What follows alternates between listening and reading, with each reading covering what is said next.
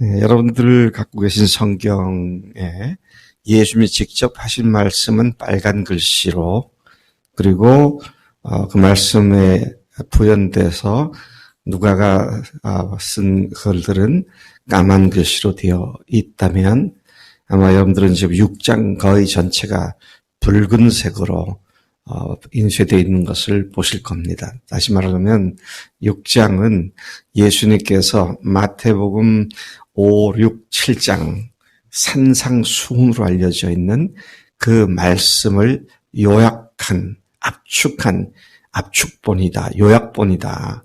그렇게 말을 할 수 있습니다. 어제 말씀은 우리가 같이 모이지 않았기 때문에 어제 말씀 20절에서 38절까지는 26절까지에서는 복과 화를 선포했고 27절에서 38절까지는 원수를 사랑하라. 그런 내용으로 말씀을 선포했습니다. 그리고 오늘 말씀 중에는 39절부터 45절까지에서는 자신의 눈 속에 있는 들보에 대해서 다른 사람의 눈에 있는 티를 빼려 덤벼드는 위선자들에 대하여, 그리고 46절부터 마지막 49절까지는 듣고 행하는 자와 행하지 않는 자에 관한 교훈을 주셨습니다. 그래서 오늘 이 두 주제 39절부터 45절까지 위선자에 대한 얘기죠. 위선자. 내 눈 속에 있는 들보를 봐라. 그렇게 말씀하시는데요. 주님은 자기가 부족함에도 불구하고 다른 사람들을 비난하고 정죄하는 그런 문제에 대해서 매우 반복적으로, 구체적으로, 그리고 소중한 가르침을 주셨습니다. 이 짧은 6절, 7절 속에서 몇 가지 예를 들어가면서 또는 비유로 이 위선자의 위선에 대한 말씀을 하고 계십니다. 그 첫 번째 내용은 맹인에 대한 비유로 가르치십니다. 39절 말씀 보니까 또 비유로 말씀하시되 맹인을 인도할 수 있느냐? 둘이 다 구덩이에 빠지지 아니하겠느냐? 자기도 보지 못하면서 다른 보지 못하는 사람을 가르친다고 덤벼들면 둘 다 문제에 빠진다. 지극히 당연한 얘기지만 너무도 자주 범할 수 있는 문제에 대해서 그렇게 진로 말씀을 하시죠. 보지 못하고 알지도 못하면서 다른 사람을 가르쳐 드리려는 것은 위선자의 한 부류다. 위선자에 불과하다. 그런 말씀을 말씀하고 있습니다. 두 번째 비유는 40절에서 선생과 제자의 비유로 교훈하십니다. 제자가 선생보다 높지 못하다. 또 그가 잘 성장하면 선생같이 되는 정도다. 그렇게 말씀하시죠. 네. 이 말씀은 제자가 선생처럼 성장하고 성숙할 때 그 선생같이 되는 같은 사람이 된다. 그런 말로서 예수님의 제자들이 성장하여 예수님의 장성한 분량에까지 이르게 되기 전에 다른 사람들 판단, 정죄하는 위선을 범하지 말 것을 말씀하고 있는 것으로 이해가 됩니다. 세 번째 교훈은 같은 위선자에 대한 세 번째 교훈입니다. 41절과 42절에서 그 유명한 자기 눈에 있는 들보는 보지 못하면서 다른 사람의 눈에 있는 티를 빼겠다고 덤벼드는 자에 대한 비유로 교훈을 하십니다. 자기 눈에 들보가 있다. 주님이 참 아주 과장법을 많이 쓰신 것 같아요. 들보가 뭐예요? 들보가 뭡니까?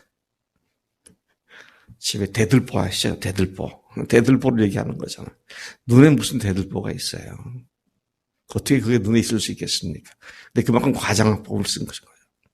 제 눈에는 엄청난 문제가 있는데 그걸 못 보고 다른 사람에게는 조그만 실수나 또는 조그만 잘못을 가지고는 그냥 침소, 봉대 갖고 아주 그냥 날벼락을 때리면서 형편없는 죄인이라 모자라기 짝이 없다 막 그렇게 얘기하는 거잖아요. 그렇게 하지 말라고. 근데 여기서 주님께서는 위선자, 외식하는 자다. 그렇게 말씀을 딱 위선자라는 말씀을 사용하시면서 말씀하시죠.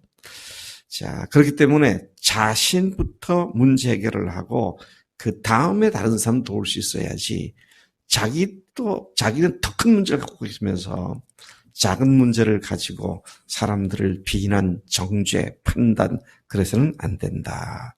그런 말씀이죠. 그다음에 네 번째 같은 주제에 대한 비유인데요. 43절에서 45절까지에서는 좋은 나무와 나쁜 나무가 열매 맺는 것에 관한 비유로 말씀하십니다. 선한 사람이 선을 행할 수 있고 악한 사람이 악을 행한다고 교훈하십니다. 나무가 어떠하면 열매도 어떠하다는 것이 지극히 당연한 사실을 비유로 말씀하시면서 선한 사람은 그 마음에 쌓은 선에서 선을 행하고 악한 사람은 그 마음에 쌓은 악에서 악을 행하는 것이 매우 자연스러운 일임을 지적하고 계시는 것이죠. 자, 악을 쌓는다, 선을 쌓는다. 이 말씀을 보면 열심히 선을 쌓아야겠구나 그런 생각이 드시죠. 근데 아무리 쌓아도요, 우리 속에는 악보다 더 크지 못해요. 네. 예수님이 아니고서는 그게 될 수가 없어요.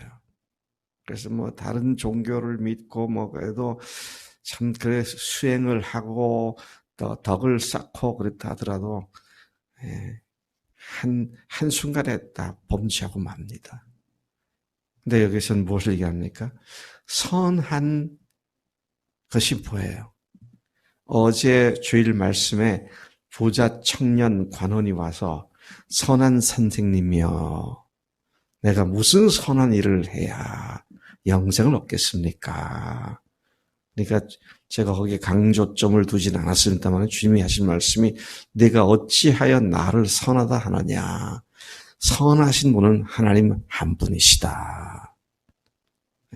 선을 쌓는다는 말을 우리가 정확히 이해하자면 주님을 주인으로 모시는 겁니다. 주인을 주인으로 모시면 그 속에 주님이 계시기에 그 주님을 말할 수밖에 없다는 거예요. 네? 여러분, 엊그제 레위 보셨잖아요. 세리, 마태, 레위. 예수님이 그를 부르시니까, 그 책상과, 자기 책상, 모든 책상과 모든 걸 다 뒤로 하고 예수님을 좇기 시작하는데, 좇기 시작하자마자 그가 뭘 했어요? 예수님 모시고 동네 사람 모셔놓고 잔치를 하잖아요. 왜? 너무 기쁘니까. 내 인생에 이렇게 로또 맞은 이런 기쁨이 세상에 어디 있는가.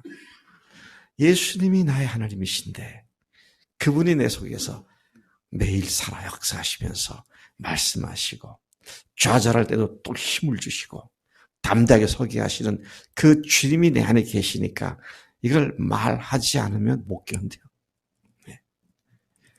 참 사람이 그 속에 무엇가 그의 마음을 계속 격동시키고 있는가.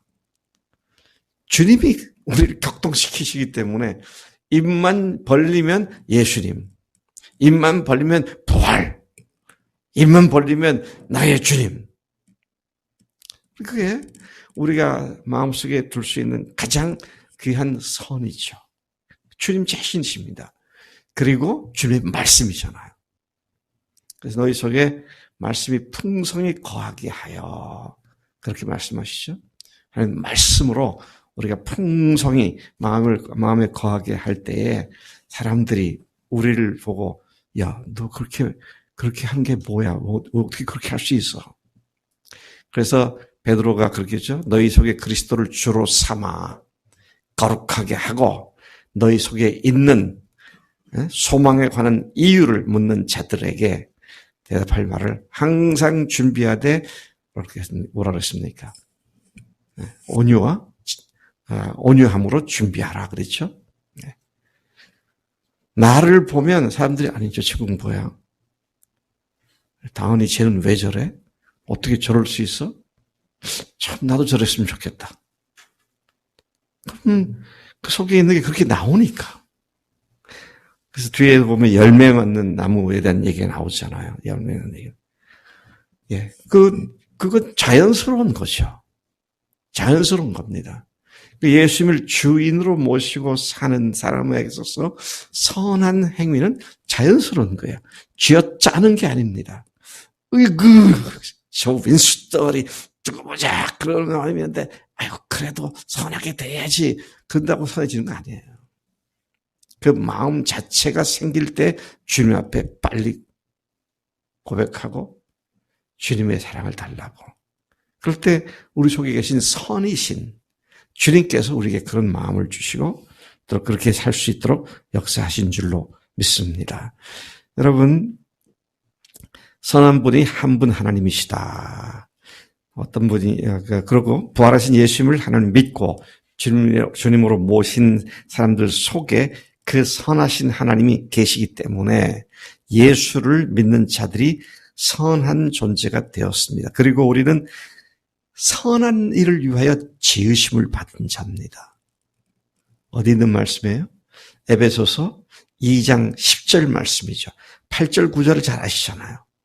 너희가 그 은혜를 인하여 믿음으로 말미암아 구원을 얻었다. 행위에서 난 것이 아니다. 누구든지 자랑치 못하게 합니다. 그러고 나서 10절이 뭐라고 말합니까? 그 말씀에 이어서 하는 말씀이 우리는 그가 만드신 바다.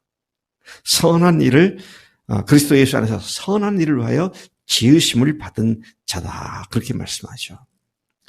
선하신 주님이 오셔서 우리가 선한 일을 위하여 다시 지으셨다. 그게 에베소 2장 10절, 2장 8, 9절에 이어서 하시는 말씀을 봅니다.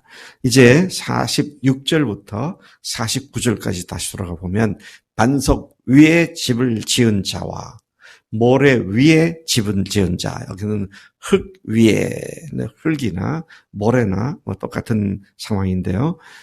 이 두 종류의 건축자를 대조시켜서 교훈하고 계십니다. 주님을 주님이라고 부르면서도 정작 주님의 말씀을 순종하지 않는 자들에 하여 꾸중어린 교훈을 주님께서 지금 하고 계신 것이죠.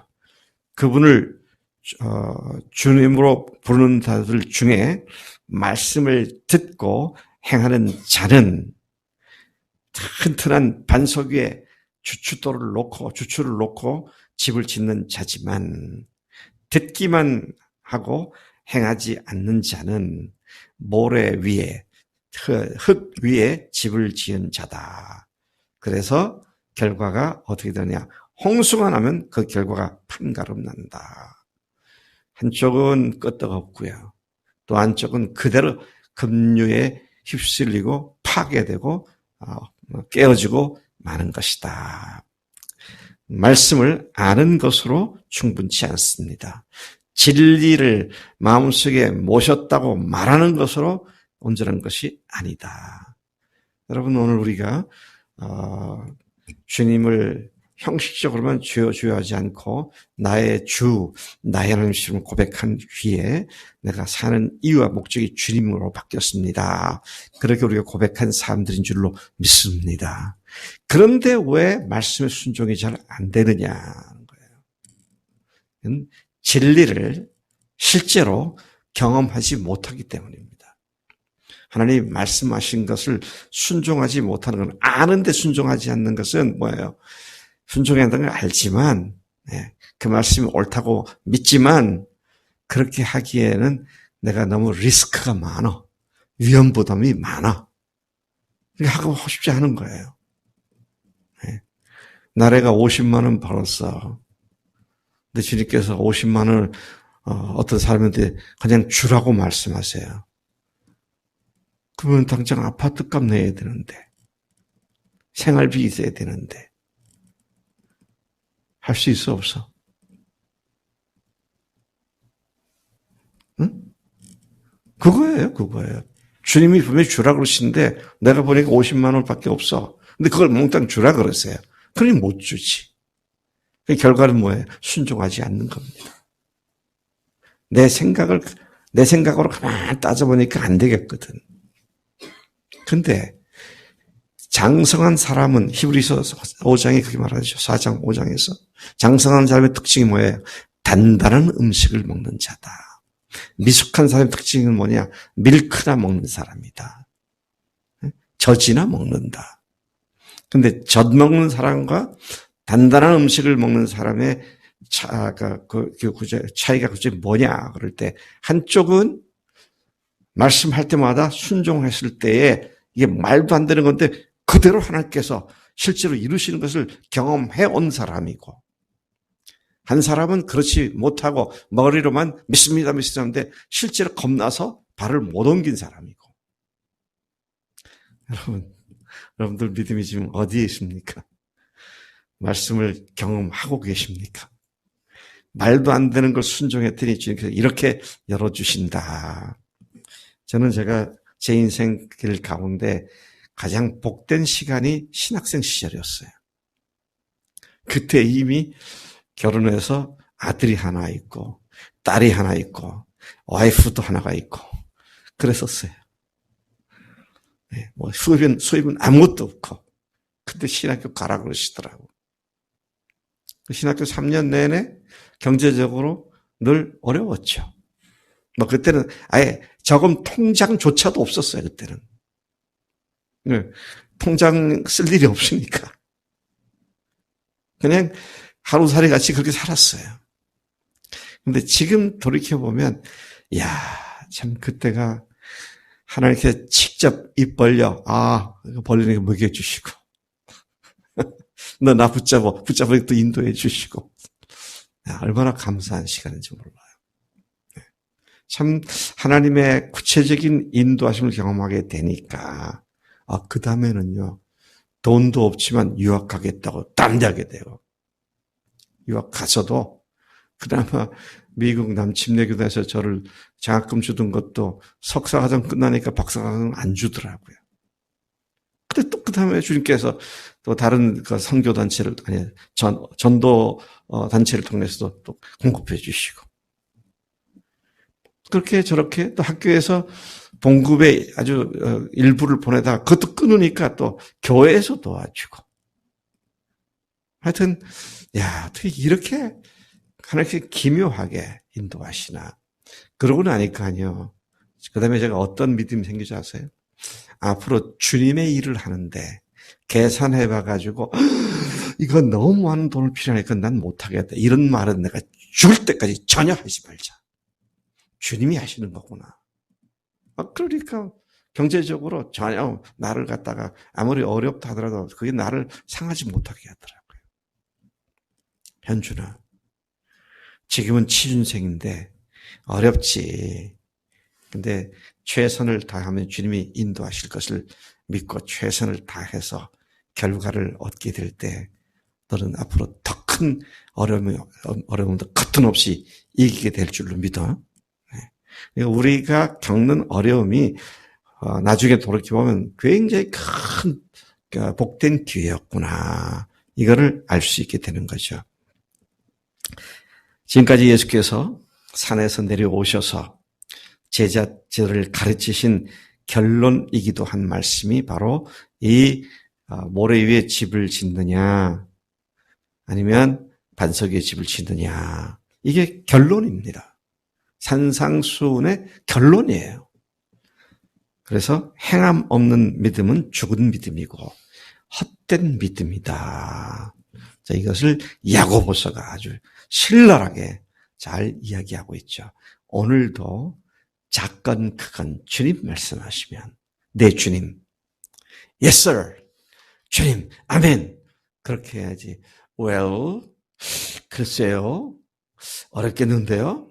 이런 건 아예 입 밖에도 내지 말고 아예 습관화가 된 것 고쳐서 주님 말씀하시면 가겠습니다. 주님 말씀하시면 서겠습니다. 주님 말씀하시면 앉겠습니다. 주님께서 말씀하시면 뛰겠습니다. 우리 모든 일거수일투족이 주님의 말씀에 순종하는 삶으로 이어지는 오늘이 되고 남은 우리 생애가 되도록 주 앞에 간절히 기도합니다. 하나님 아버지 감사합니다. 오늘 예수님의 산상수훈 마지막 총결론도 저희가 들었습니다. 그렇습니다. 예수님이 우리의 선이시고 선한 일을 위해 지으신 우리 존재인데 하나님 주님의 인도하심에 따라 한 말씀 한 말씀 작은 것부터 순종의 감으로 단단한 음식을 먹을 만큼 의의 말씀을 경험한 자들로서 건강하게 우리가 세움받도록 주님께서 역사하시는 줄로 믿습니다. 조금도 하나님 계산에 의해서 주님을 믿지 못하는 그런 어리석은 자가 되지 않도록 우리 모두를 축복해 주시는 줄로 믿습니다. 감사하고 예수님의 이름으로 기도를 쌉나이다. 아멘. 아멘.